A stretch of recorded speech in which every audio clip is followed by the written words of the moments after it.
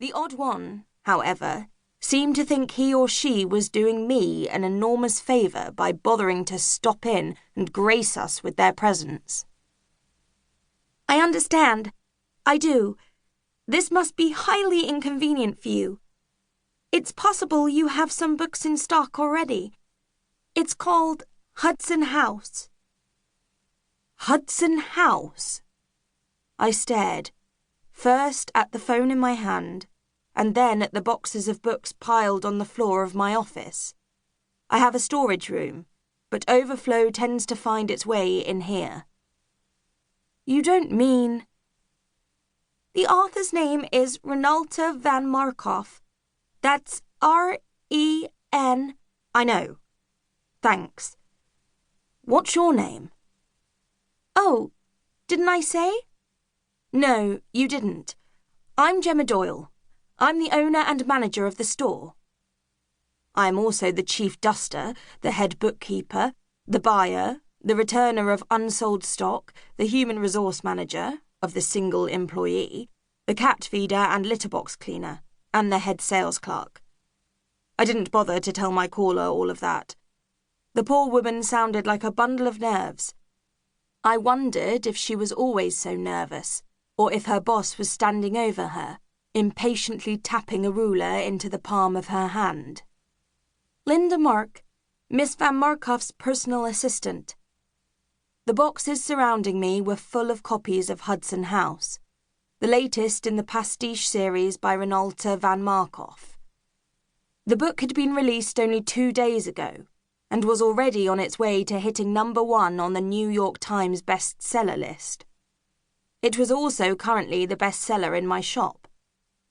Are you saying that Renalta Van Markoff wants to do a signing here, in West London? Yes. The day after tomorrow? Yes. I took a deep breath. Wow. 2 years ago, when the first book in the Hudson and Holmes series, An Elementary Affair, began to generate notice and huge sales, I tried to invite Renalta Van Markoff to the bookshop. I never managed to get past personal assistants, publicists, and other interfering busybodies. I'd been led to believe that my tiny shop wasn't big enough, important enough, to host Miss Van Markoff. Maybe none of her staff had bothered to ask the author what she thought of that. I would do whatever I had to do to get her here on Saturday. I have plenty of books in stock, and I should be able to get more in time. How about 1:30? Half of what? Sorry, I mean 1:30. Readers can have lunch, maybe enjoy some time at the beach, and then come to the store. Thank you, Linda said. The relief in her voice was obvious. That would be wonderful. Great. I'll see you then. Do you have any special requirements? I'll provide water for Miss Van Markoff, tea or coffee if she'd prefer, a signing table, pens. Anything else? I'll be there this afternoon. We can talk then. You're coming here? Today? I need to see the layout of the store, decide where Miss Van Markoff will stand to speak and where she will sit to sign. She's very particular. You do have a podium, of course. Of course, I said, meaning no, but I could try to find one. How does 1 o'clock sound? I'll be here.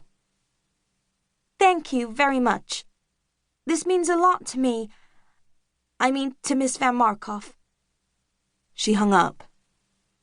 I stared at the phone for about 2 seconds. Then I leapt to my feet. I bolted out of the office and dashed down the stairs. I made it about halfway before turning around and running back up to open one of the boxes and grab a handful of books.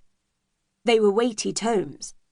I hadn't even glanced inside one yet, but I estimated it to have 736 pages.